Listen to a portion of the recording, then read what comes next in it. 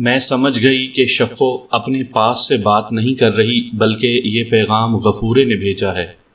میں نے شفو سے کچھ نہ کہا، وہ تو نوکرانی ہے، پیغام ادھر ادھر لے جانا اس کا کام ہے، چوری چھپے کے پیغام بھی ادھر ادھر پہنچاتی ہے۔ میں نے اسے کہا کہ غفورے سے کہنا کہ تمہارا پیغام مل گیا ہے، میں دیکھتی ہوں کہ کون ذلیل ہوتا ہے۔ اب آپ دیکھ رہے ہیں شفو کی نشاندہی پر زیور میرے گھر سے برآمد ہوا اور پتہ چلا ہے کہ یہ زیور ان کا نہیں ہے، یہ سونا ہے ہی نہیں۔ میں نے کہا، کیا تم یہ کہنا چاہتی ہو کہ یہ چیزیں تمہارے گھر میں اس طرح رکھی گئیں کہ تمہیں پتہ نہ چلا؟ یہی ہو سکتا ہے، زلیخا نے جواب دیا۔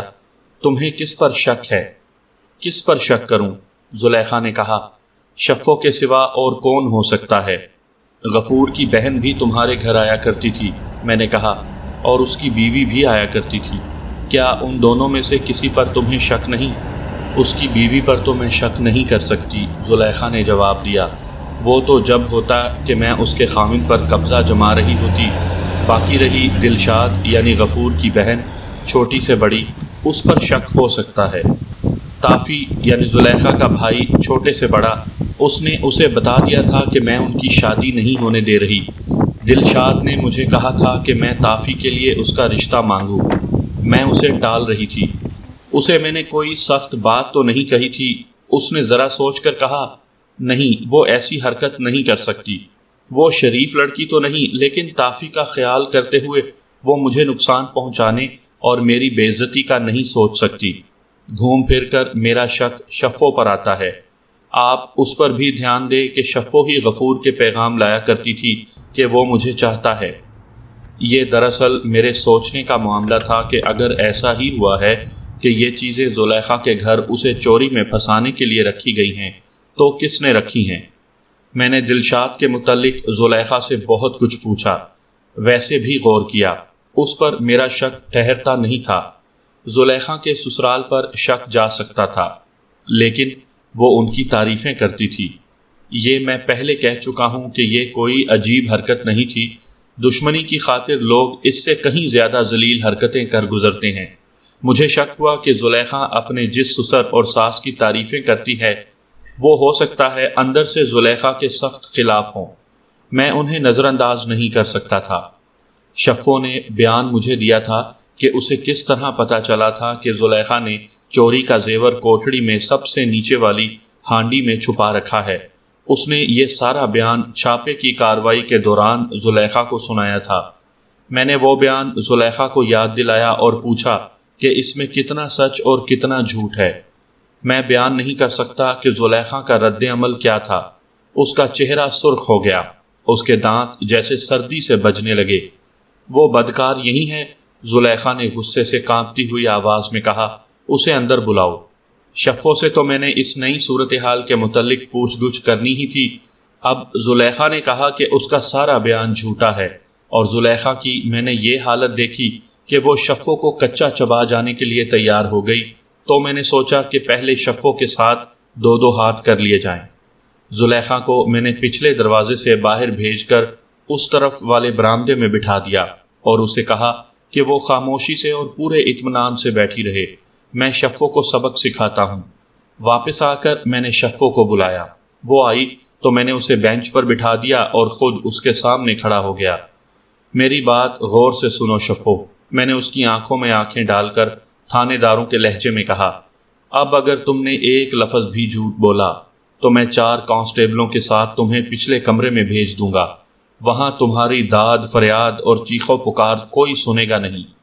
ملزم کتنا ہی کمزور اور بزدل کیوں نہ ہو، وہ فوراً اقبال جرم نہیں کیا کرتا۔ شفو تو ایک چالاک عورت تھی، اس کے علاوہ وہ عورت بھی تھی۔ اس نے ایک تو عورتوں والا حربہ استعمال کیا کہ رونا شروع کر دیا، پھر اس نے خدا اور رسول کی، قرآن اور اپنے ایمان کی، اپنے خاوند اور اپنے بچوں کی قسمیں کھائیں اور ثابت کرنے کی کوشش کی کہ وہ معصوم اور بے قصور ہے۔ میں جانتا تھا کہ یہ غریب عورت ہے اور یہ اس کا پیشہ ہے۔ میں یہ بھی جانتا تھا کہ غفور کی کلاس کے لوگ اس قسم کے نوکروں اور نوکرانیوں کو کس طرح استعمال کرتے ہیں، اور یہ بیچارے پیٹ کی خاطر اپنے مالکوں کا گندے سے گندا حکم بھی مانتے ہیں۔ میرے دل میں شفو کی کچھ نہ کچھ ہمدردی ضرور تھی، لیکن میں تفتیش کر رہا تھا۔ میں تفتیش کو ہمدردی پر قربان نہیں کر سکتا تھا۔ شفو کی زبان کھلوانا لازمی تھا۔ میں نے ایک بار پھر اسے کہا کہ وہ ایک تھانے دار کو بے وقوف نہیں بنا سکتی، اور میں نے اسے یہ بھی کہا کہ جس کے گناہ کو وہ چھپا رہی ہے وہ سیدھا جیل میں جا رہا ہے، اور وہ دوسروں کے گناہ اپنے سر نہ لے۔ اس قسم کی اور بھی باتیں تھیں جو میں نے اسے کہیں۔ اس نے پھر بھی جھوٹ بولا، لیکن اس کی زبان اس کے قابو میں نہیں رہی تھی۔ اس سے میں سمجھ گیا کہ یہ عورت واقعی جھوٹی ہے۔ میری باتوں کا اس پر اثر تو ہو رہا تھا، لیکن وہ ظاہر کر رہی تھی جیسے کچھ اثر نہیں ہو رہا۔ آخر میری ایک دلیل ایسی تھی جس نے اسے قائل کر لیا۔ یہ دلیل صرف ایک تھپڑ تھا، دوسرے کی ضرورت نہ پڑی۔ اس نے آہستہ آہستہ بولنا شروع کر دیا۔ اس نے پہلی بات تو یہ بتائی کہ زلیخا کو پھنسانے کے لیے اس نے جو بیان دیا تھا وہ جھوٹا تھا، اور یہ بیان اسے غفور نے پڑھایا تھا۔ زلیخا کے گھر میں زیور کس نے رکھا تھا؟ میں نے پوچھا۔ تھانے دار جی۔ اس نے ہاتھ جوڑے، پھر میرے پاؤں میں بیٹھ گئی اور بولی، میں غریب ماری جاؤں گی۔ ان مالکوں کے حکم کو ہم جیسے غریب کیسے ٹال سکتے ہیں؟ کیا آپ میری مجبوری نہیں سمجھتے؟ میرے چھوٹے چھوٹے 2 بچے ہیں۔ سچ بولو گی تو مجھ سے پورا پورا فائدہ لوگی۔ میں نے کہا، میں تھانے دار ہوں، میں غفورے کی برادری کا آدمی نہیں ہوں کہ میں اس کا ساتھ دوں گا۔ تمہیں بچائے رکھنا میرا کام ہے، تمہاری طرف کوئی آنکھ اٹھا کر نہیں دیکھ سکے گا۔ 2-3 روز گزرے، شفو نے کہنا شروع کر دیا۔ چودھری غفور نے مجھے 1 ہار اور 2 کڑے دیے، ساتھ 10 روپے دیے اور کہا کہ یہ زلیخا کے گھر میں ایسی جگہ چھپا کر رکھنے ہیں جہاں اسے نہ پتہ چلے کہ اس کے گھر میں کسی جگہ یہ چیزیں چھپائی گئی ہیں۔ میں یہ چیزیں دیکھ کر حیران ہوئی اور چودھری غفور سے کہا کہ یہی تو وہ زیور ہے جو ان کے گھر سے چوری ہوا ہے۔ اس نے کہا کہ یہ راز کسی اور کو معلوم نہیں ہونا چاہیے۔ کچھ مطلب اس نے سمجھایا، باقی وہ خود سمجھ گئی۔ میں یہ چیزیں لے کر کئی دفعہ زلیخا کے گھر گئی۔ اس کے گھر تو میں جاتی ہی رہتی تھی۔ ہر بار مجھے اپنا کام کرنے کا موقع نہ ملا۔ آخر مجھے بڑا اچھا موقع مل ہی گیا۔ خدا نے مجھے اس مصیبت میں ڈالنا تھا، اس نے یہ موقع پیدا کر دیا کہ مجھے دیکھتے ہی زلیخا نے کہا کہ تم تھوڑی دیر یہاں بیٹھو، میں محلے میں کسی کے گھر جا رہی ہوں۔ اس کے واپس آنے تک میں یہ چیزیں اس کی کوٹھڑی میں سب سے نیچے والی ہانڈی میں رکھ چکی تھی۔ زلیخا جب واپس آئی تو اس وقت میں صحن میں پیڑھی پر بیٹھی تھی۔ زلیخا آئی اور ادھر ادھر کی گپ شپ لگا کر میں وہاں سے نکلی اور سیدھی چودھری غفور کے پاس گئی۔ وہ اتنا خوش ہوا کہ اس نے مجھے 10 روپے اور دے دیے۔ پھر اس نے مجھے یہ بیان پڑھایا جو میں نے آپ کو دیا تھا۔ کیا تمہیں معلوم ہے کہ غفور زلیخا کے پیچھے پڑا ہوا تھا؟ میں نے پوچھا۔ پیچھے کیا پڑا ہوا تھا جی؟ شفو نے کہا، وہ تو اسے کہتا تھا کہ میں اپنی بیوی کو طلاق دے دوں گا اور تم میرے ساتھ نکاح پڑھوا لو، لیکن زلیخا نہیں مانتی تھی۔ غفور کے پیغام تم بھی لے جاتی رہی ہو؟ اس نے تو مجھے کئی بار زلیخا کے پاس بھیجا تھا، شفو نے کہا، لیکن وہ مانتی نہیں تھی۔ کیوں نہیں مانتی تھی؟ میں نے پوچھا۔ کیا زلیخا نے کسی اور کے ساتھ تعلق قائم کر رکھا تھا؟ توبہ کرو جی، شفو نے کہا، آپ اس عورت کو نہیں جانتے۔ وہ تو اس طرح باتیں کرتی ہے جیسے اس کا خاوند زندہ ہے اور اس کے ساتھ رہتا ہے۔ چودھری غفور جیسوں کو وہ کہاں پلے باندھتی ہے؟ تو اس کا مطلب یہ ہوا، میں نے کہا، کہ چودھری غفور زلیخا کو تنگ کر کے منوانا چاہتا تھا یا پھر اپنی بے عزتی کا بدلہ لینا چاہتا تھا؟ یہ تو میں نہیں بتا سکتی کہ وہ بدلہ لینا چاہتا تھا یا اسے مجبور کرنا چاہتا تھا، شفو نے کہا۔ میں اتنا ہی جانتی ہوں کہ وہ اپنی بیوی کو طلاق دے کر زلیخا کو گھر لانا چاہتا تھا، لیکن زلیخا نہیں مان رہی تھی۔ کیا تمہیں معلوم تھا کہ جو زیور تم نے زلیخا کے گھر رکھا تھا وہ نکلی تھا؟ نہ جی، اس نے کچھ حیران سا ہو کر جواب دیا، یہ وہی زیور تھا۔ کیا تم نے غور سے نہیں دیکھا تھا؟ نہ جی، شفو نے جواب دیا، چودھری غفور نے مجھے یہ چیزیں دی اور میں نے جلدی جلدی اسے اپنے نیفے میں اڑس لی۔ یہ اصلی نکلی کا کیا معاملہ ہے جی؟ میں نے ویسے ہی پوچھا ہے، میں نے کہا، اور پوچھا 2 انگوٹھیاں بھی تھیں جو چوری ہوئی تھیں، غفور نے تمہیں وہ نہیں دی تھیں؟ انگوٹھیاں تو اس نے نہیں دی، شفو نے جواب دیا۔ میں نے شفو پر کچھ دیر جرا کی، اس سے مزید کوئی نئی بات معلوم نہیں ہوئی۔ مجھے یاد آیا کہ غفور کو پتہ چلا کہ زیور چوری ہو گیا ہے تو اس نے فوراً تھانے رپورٹ درج کروا دی۔ اکثر لوگ لوٹا پھرواتے یا مٹی پھینکواتے تھے۔ غفور کی ماں نے اسے کہا تھا کہ پہلے یہ دونوں عمل کروا لیتے ہیں، لیکن غفور نہیں مانا تھا۔ میں نے دوسری بات یہ نوٹ کی کہ گھر سے پیسے یا زیور کی ایک دو چیزیں یا ایسی کوئی چیز غائب ہو جائے تو پہلا شک نوکروں پر کیا جاتا ہے، نوکروں پر تشدد بھی کیا جاتا ہے، لیکن اس کیس میں ایسا نہیں ہوا، بلکہ غفور شفو کی تعریفیں کرتا تھا، حالانکہ وہ اچھے چلن کی عورت نہیں تھی۔ ایسی ہی ایک دو اور باتیں مجھے یاد آئیں تو میں اس نتیجے پر پہنچا کہ غفور مطمئن تھا کہ چوری نہیں ہوئی۔ میں نے شفو کو باہر بٹھا کر غفور کو بلایا۔ رات ہو چکی تھی۔ اس نے آتے ہی کہا کہ عورتیں بہت پریشان ہو رہی ہیں اور میں انہیں گھر جانے کی اجازت دے دوں۔ میں نے اسے کہا کہ میں بھی تو گھر نہیں گیا، وردی میں پھنسا ہوا انہی کا کام کر رہا ہوں۔ غفور بھائی، میں نے اسے کہا، اگر تم چاہتے ہو کہ تمہارے والد صاحب، والدہ اور بہنیں جلدی گھر چلی جائیں تو میں جو پوچھوں گا وہ سچ سچ بتا دو اور انہیں اپنے ساتھ گھر لے جاؤ۔ اگر مجھے چکر دینے کی کوشش کرو گے تو نہ تم گھر جا سکو گے، نہ میں تمہارے والدین اور بہنوں کو جانے دوں گا۔ مجھے جلدی جلدی بتا دو کہ وہ 2 انگوٹھیاں کس کے پاس ہیں جو تم نے چوری کی رپورٹ میں لکھوائی تھیں۔ اس نے حیران ہو کر میرے منہ کی طرف دیکھا۔ میں نے اسے بولنے کی مہلت نہ دی۔ فوراً بول چودھری غفور، میں نے کہا، تو اب گھر نہیں جا سکے گا، تیرا جرم تجھے سارے شہر کے سامنے ننگا کرے گا۔ جرم کر لینا کوئی مشکل نہیں ہوتا، اس کا رد عمل سنبھالنا بہت مشکل ہو جاتا ہے۔ وہی حال غفور کا ہو رہا تھا۔ اگر اس پر الزام غلط ہوتا تو گز گز اچھلتا اور اپنے آپ کو بے گناہ ثابت کرتا۔ اس کا تو رنگ ہی اڑ گیا تھا۔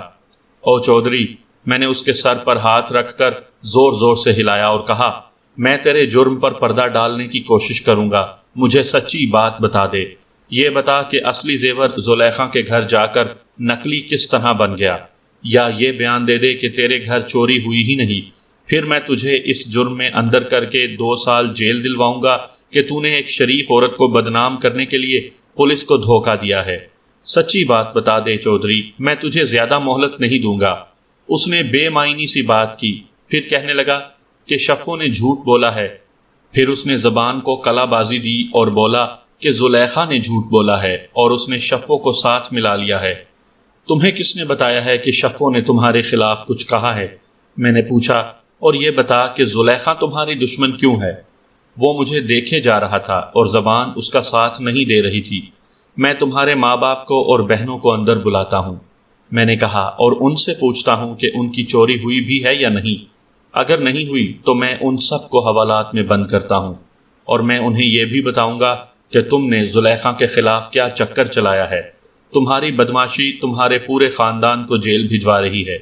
تم اپنے آپ کو اس شہر کا مہاراجہ سمجھتے ہو؟ تمہاری حالت بھنگیوں سے بدتر کر دوں گا، اور تمہاری بہنیں۔ میں نے آگے کچھ نہ کہا۔ کوئی گنجائش نکل سکتی ہے؟ اس نے پوچھا اور کہنے لگا، جو خدمت آپ کہیں گے کروں گا، خدا کی قسم جھولی بھر دوں گا۔ کیسی گنجائش؟ میں نے کہا، اصل واردات تو سناؤ۔ میں نے سب سے پہلے یہی بات کہی تھی کہ سچ بولو تو میں تمہیں بچا لوں گا۔ مجھے شہادت دوسروں سے ملے تو تمہیں کیوں بچاؤں؟ تم مجھے تنگ کرو گے تو میں تمہیں اور تمہارے پورے خاندان کو وہ رگڑا دوں گا کہ بھکاری بن جاؤ گے۔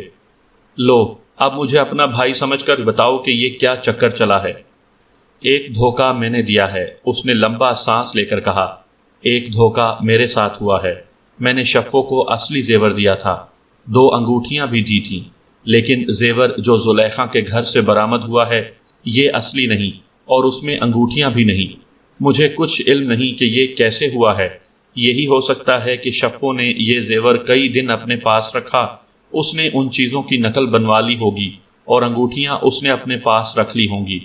اس کا مطلب یہ ہوا کہ اپنی بہن کا زیور تم نے چوری کیا تھا؟ جی، اس نے کہا۔ زلیخا کے گھر رکھوانے کے لیے؟ میں نے کہا، ہاں جی۔ کیوں؟ میں نے پوچھا۔ اسے تم کیوں پھنسانا چاہتے تھے؟ اس نے وہی وجہ بتا دی جو پہلے مجھے زلیخا اور شفو سے معلوم ہو چکی تھی۔ اسے اپنی بیوی پسند نہیں تھی۔ اس نے زلیخا کو اپنے دل میں بٹھا لیا تھا، لیکن زلیخا نے اسے دھتکار دیا۔ اس سے زیادہ اس کی بے عزتی یوں ہوئی کہ زلیخا نے اس کی بیوی کو بتا دیا کہ غفور اسے طلاق دینا چاہتا ہے اور اس کے پیچھے پڑا ہوا ہے۔ بیوی نے غفور کو سخت کڑوی باتیں کہہ دیں۔ تم نے سوچا کیا تھا؟ میں نے پوچھا۔ زلیخا سے انتقام لینا تھا؟ کیا بتاؤں میں نے کیا سوچا تھا؟ اس نے پریشان لہجے میں جواب دیا، میں نے سوچا تھا کہ چوری کی چیزیں زلیخا کے گھر سے برآمد ہوں گی تو یہ پکڑی جائے گی، پھر میں اسے کہوں گا کہ وہ شادی پر راضی ہو جائے تو میں اسے چھڑوا لوں گا۔ تم کیسے چھڑوا لیتے؟ مجھے پکی امید تھی کہ رشوت دے کر چھڑوا لوں گا۔ غفور نے جواب دیا، میرا خیال یہ بھی تھا کہ میں آپ سے کہوں گا کہ ہمارا مال ہمیں مل گیا ہے، ہم زلیخا کو یہ جرم بخش دیتے ہیں، پھر آپ اسے چھوڑ دیں گے، لیکن یہاں تو صورت ہی کچھ اور پیدا ہو گئی ہے۔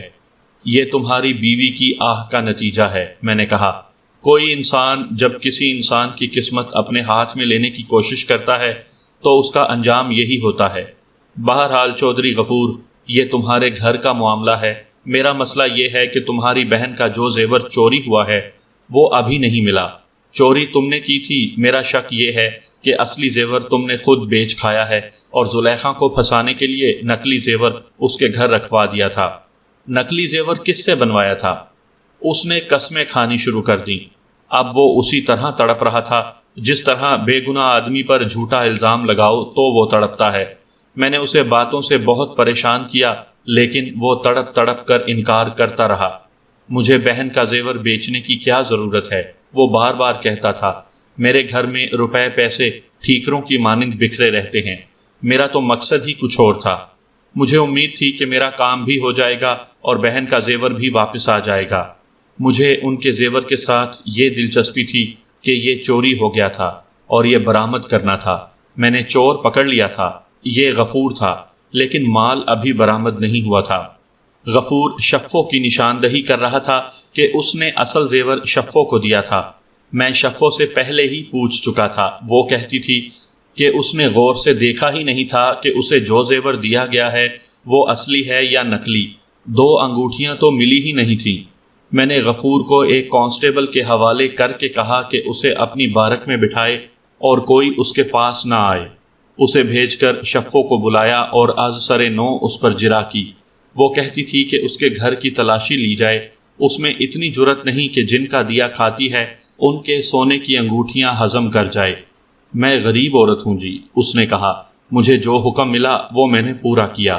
مجھ میں اتنی عقل ہے کہ میں نے سوچ لیا تھا کہ اس کھیل میں پولیس بھی آئے گی اور یہ کام بڑا خطرناک ہے، اس لیے میں یہ چیزیں زیادہ دن اپنے پاس رکھنے سے ڈرتی تھی۔ مجھے یہی ڈر تھا جو میرے سامنے آ گیا ہے۔ میں نے شفو پر اعتبار کر لیا کیونکہ وہ مجھے راز دے چکی تھی، اس نے اپنے مالک کو پکڑوا دیا تھا۔ اب کوئی بات چھپانے کی اس کے پاس کوئی وجہ نہیں تھی۔ میں نے اسے بھی باہر بٹھا دیا۔ مجھے اچھی طرح یاد ہے کہ رات کے 12:30 بج گئے تھے۔ غفور کا باپ، اس کی ماں اور بہنیں باہر بیٹھی تھیں۔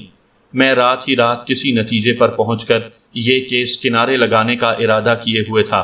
مجھے اب اس پر غور کرنا تھا کہ نقلی زیور کہاں سے آیا۔ مجھے یاد آیا کہ جس سونار نے یہ بتایا تھا کہ اس پر سونے کا پانی چڑھا ہوا ہے، اس نے یہ بھی کہا تھا کہ یہ پانی نیا نیا چڑھا ہے، اس کے بعد اسے خراب ہو جانا تھا۔ سوچتے سوچتے مجھے خیال آیا کہ سونے کا پانی کسی سونار سے چڑھایا گیا ہوگا۔ یہ معلوم کرنے کے لیے مجھے سوناروں سے پوچھنا تھا۔ اس کے لیے موزوں آدمی سوناروں کا چودھری تھا، اسے بلانا تھا۔ میں نے یہ کام صبح پر چھوڑ دیا۔ غفور، زلیخا اور شفو کو تھانے میں رہنے دیا۔ غفور کے باپ، ماں اور بہنوں کو گھر جانے کی اجازت دے دی۔ زلیخا، شفو اور غفور کے کھانے اور سونے کا انتظام کر دیا اور اپنے سٹاف سے کہا کہ تینوں کو الگ الگ رکھا جائے۔ میں خود گھر چلا گیا۔ اگلی صبح تھانے میں آتے ہی مجھے ایک رپورٹ ملی۔ تھانے کے سٹاف میں ایس ایچ او یعنی بڑے تھانے دار کو خوش کرنے کے لیے ایک دوسرے کے خلاف چغلیاں کھانے والے آدمی بھی ہوتے ہیں۔ محرر ہیڈ کانسٹیبل ہندو تھا۔